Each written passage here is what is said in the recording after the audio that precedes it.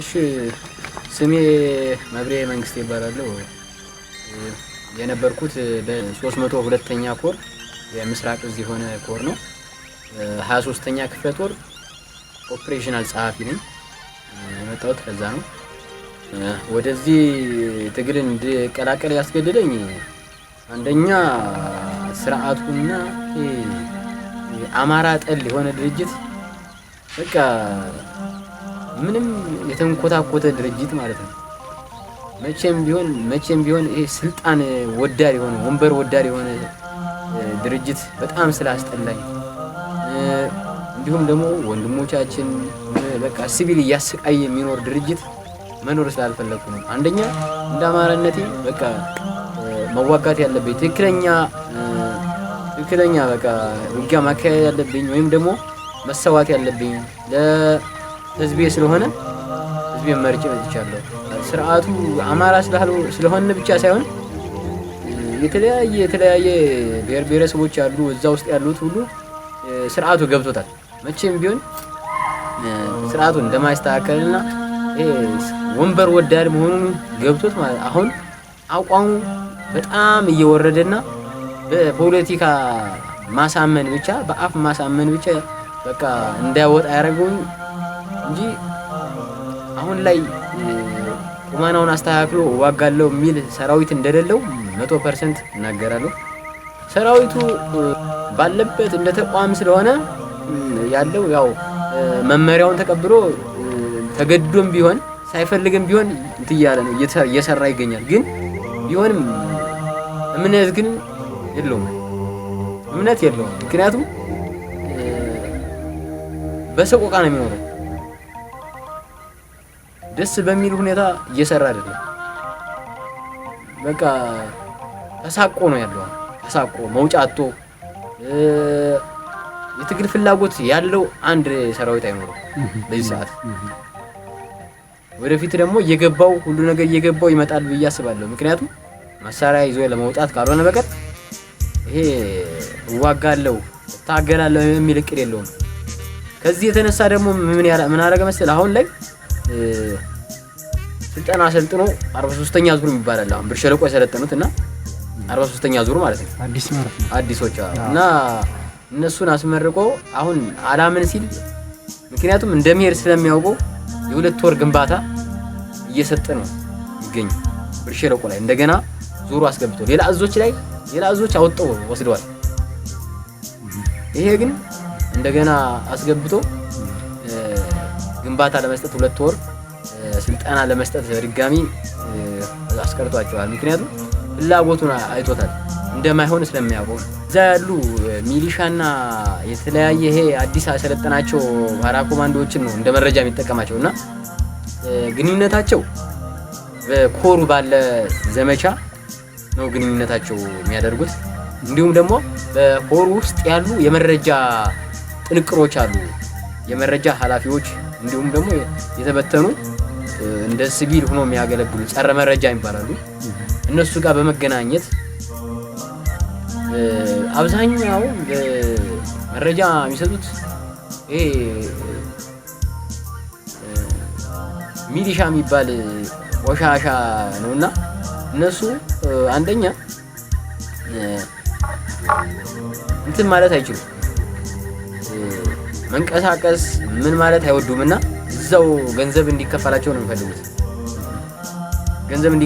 የሚፈልጉትና ግንኙነታቸው ከማህበረሰቡ ጋር ገጠር ቤተሰብ ስላላቸው ከገጠር ፋኖ እንቅስቃሴ ሲያደርግ ይደውልላቸውና ከዛ ደግሞ እነሱ ደግሞ አንስተው ወደ ኮር ዘመቻ ይደውላሉ። ኮር ዘመቻ ይቀበልና ደግሞ ስምሪት ይሰጣል። በዚህ ምክንያት ነው፣ ሌላ መረጃ ኖሮ አይደለም። ግን የኞቹ እዚህ ያሉት ህዝብ ጠል ነው የሚባለው ካሪ ማለት ነው። ሚሊሻ የሚባለው ማለት ነው። ሚሊሻና ይሄ አሁን የመጣ ደግሞ አለ ፓራ ኮማንዶ ምናምን የሚባሉ አሁን ከማህበረሰቡ ተወጣጥቶ የሄደ መረጃ በዛ ምክንያት ነው የሚመጣው። በተለይ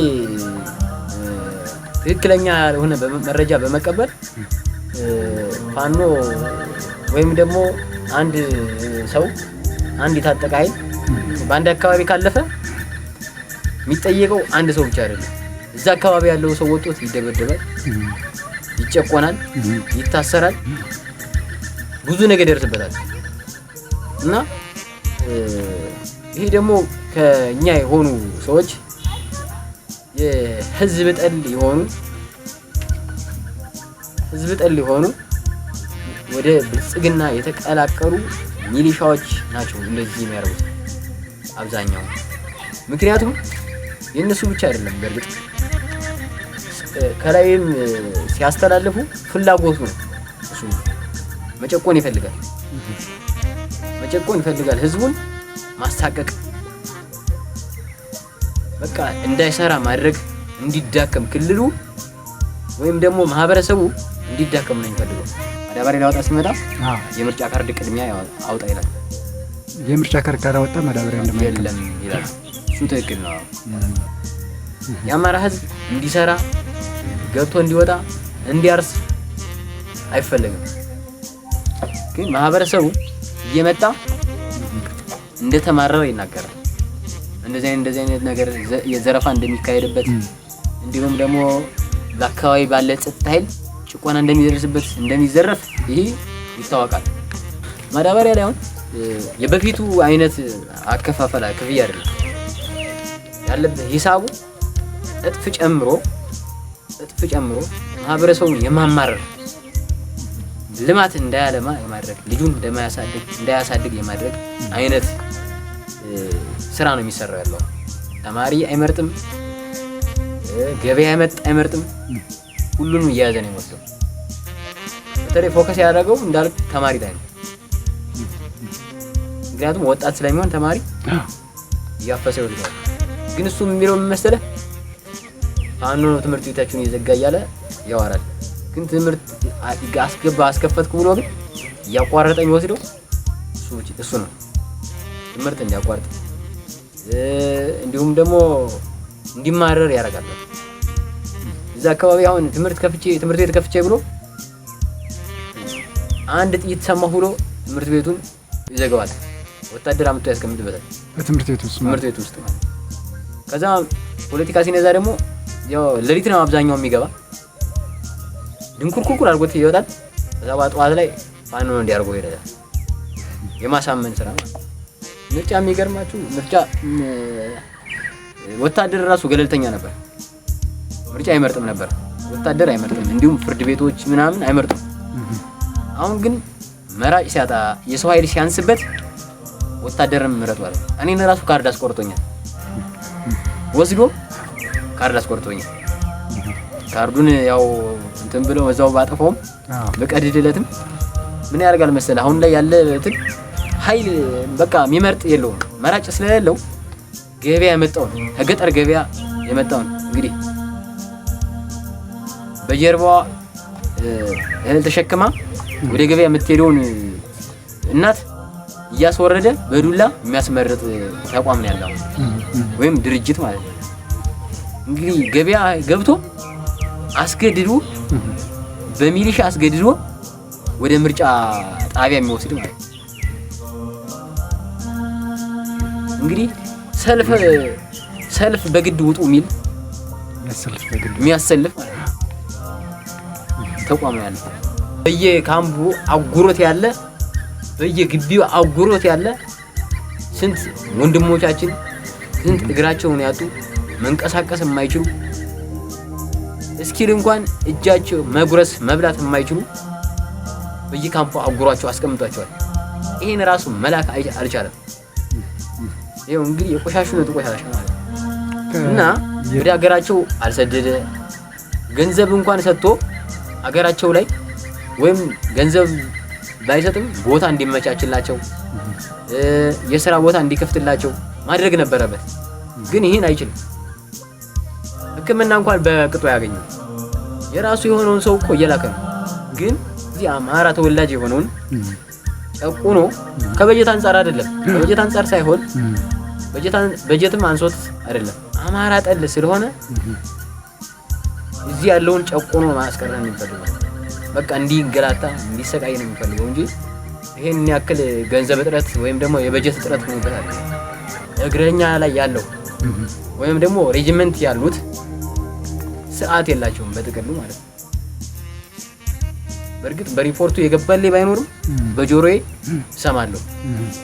ሪፖርት ላይ ባናስገባም በጆሮአችን እንሰማለን። ደግሞ ትክክል ነው እንደሚሆን አንደኛ ለምን መሰለህ እዛ ያለ አመራር አማራ ጠል ስለሆነ እዛ ያለ አመራር ማስተላለፍ ወደ ላይ አይፈልግም።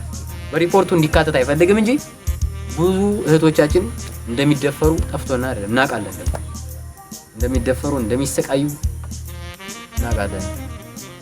አንዳንድ መዋጮዎች አዋጡ እንባላለንና ከሌላው ከትልቁ ሳንዴት ከሰራዊቱ አንዳንድ መዋጮ አዋጡ እንባላለን። ለምሳሌ